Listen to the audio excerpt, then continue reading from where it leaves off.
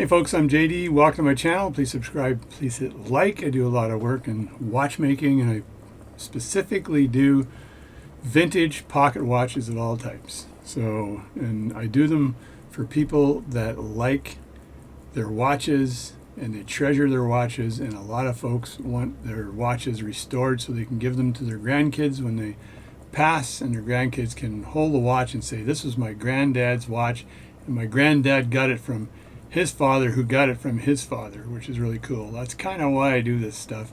Plus, I love the technical aspects of watchmaking. Shout out to Wayne, because I had a chat with him today, and these are his two watches here. This one here required a lot of work. It required some rejeweling, burnishing new jewels, all that kind of stuff. It's running exceptionally well right now. I'll just put this one aside and I want to talk about this one for a second. So this is the Illinois Bun. It's not a Bun Special, it's a Bun pocket watch. It's a really good pocket watch. It's railroad grade. It's got a lever set mechanism on the side, and it had, I think, two things that were wrong with it. Well, initially there was a mainspring issue with this watch. It was not put in the barrel properly, and the barrel lid was leaning up on it because the other, I'll say, watchmaker who was working on it before, it had a T end in the actual mainspring, and that's when the mainspring goes out like this. It's got a little tab on one side and a tab on the other. Well, there are holes in the barrel and the barrel cap for those tabs, but what Buddy did, and that's a maritime saying when you say, what did Buddy do? Buddy put the mainspring in, and he used the opening that you use with your screwdriver to pop the barrel lid off. So he put the T end on that, closed the barrel lid on that. The bottom tab was leaning against the actual bottom of the mainspring barrel, and it wasn't going through any tab. So he effed this up significantly, which caused all kinds of little problems on the watch. The power is not distributed because that top barrel cap will rub against that top plate. So I fixed all that stuff, had to reshape the spring a little bit to make sure it was shaped properly to roll into the barrel properly, and it was fixed. So I did all that. Then when I put the watch together, for some reason, when I tightened the bezel here, the watch would slow down. I'm like, why is it slowing down? This makes no sense at all. So let me just unscrew the back and I'll tell you what I found. What's really important here is when you put one of these watches back together, let me get my pointing tweezers, is that this is aligned properly along this axis. And the reason for that is that this screw here wasn't dropping down through the indent in the plate. And so because it wasn't dropping down through the indent in the plate, it thought it was screwed in, but it wasn't. And it wasn't pulling the movement up. Because when you pull the movement up on this side, it goes down on this side, and it needs to be at a certain level so that the actual bezel for the crystal doesn't push down. And if it pushes down, it's pushing on the actual face of the watch. And if it pushes on the face of the watch, it's likely pushing on the hour wheel, because there's an hour wheel right over here, and that can slow the watch down. So that was the reason why the watch was slowing down. So I solved that problem. Then the other problem was it had a beat error of 1.1. And I was like, usually because the amplitude was around 270, I think, 280, something like that, the beat error doesn't matter at higher amplitudes.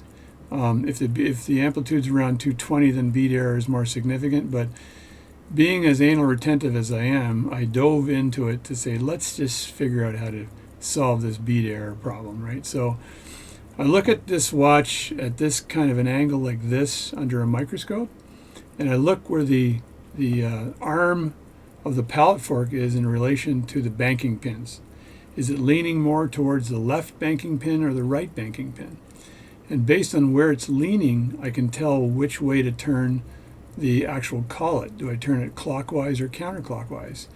So if it's leaning towards the left, then I would have to rotate the balance towards the right to put it in position. Then I'd have to rotate the collet towards the left, right? So that's kind of the logic. You got to kind of think about it in your head. Like I remember in first year engineering when they used to give us a lot of geometry questions, and you had to just close your eyes and dream about what the solution might be.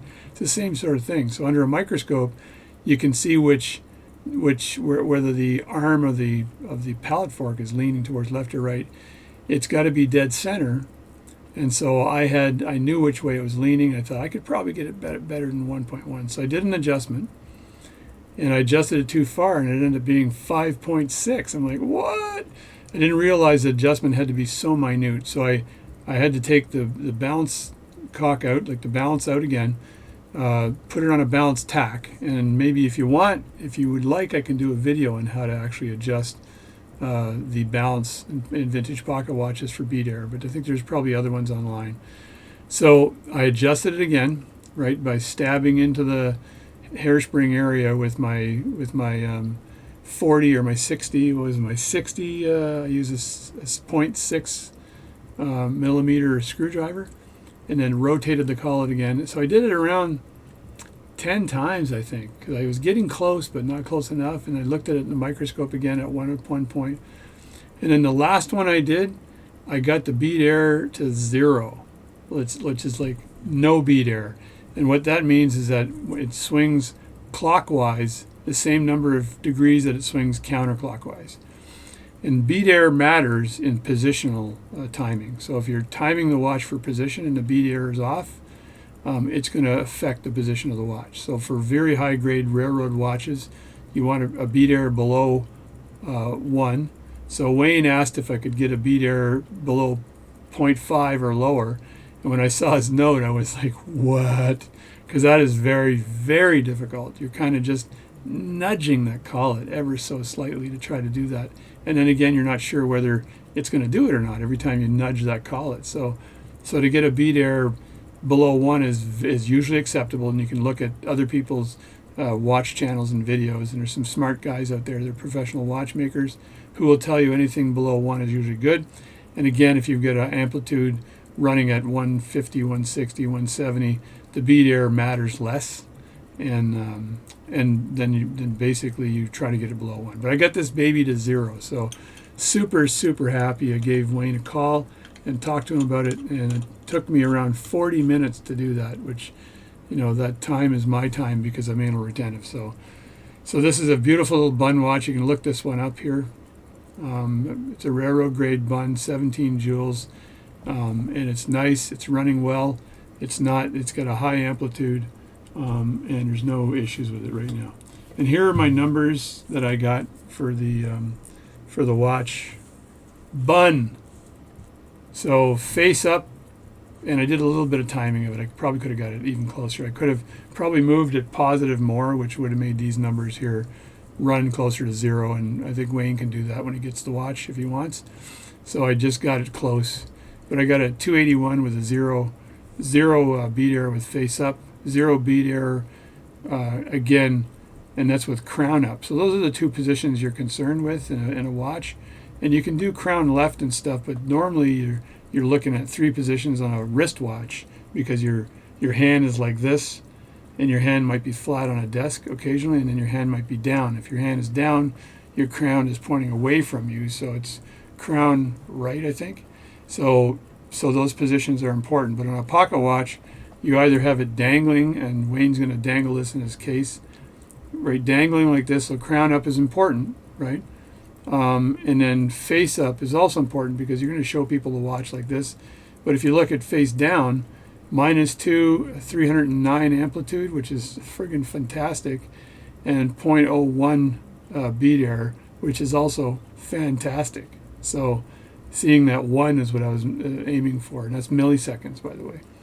But it relates directly to how many degrees it turns one way versus the other way. And when it's 0, it's the exact same number of degrees, with some slight exceptions based on the breathing of the hairspring. And you can get into the math on that if you want, because the compression versus decompression is different. So it might not swing exactly the same amount of degrees, but the time grapher will just simply measure that when it's ticking both ways, and hear that ticking and know whether the bead error is 1 or 2 or what. So because it's listening for it. So that's that. So I got that down to these numbers here. which I think is incredible. And this watch, I put the hands, I had the hands back on, everything was set.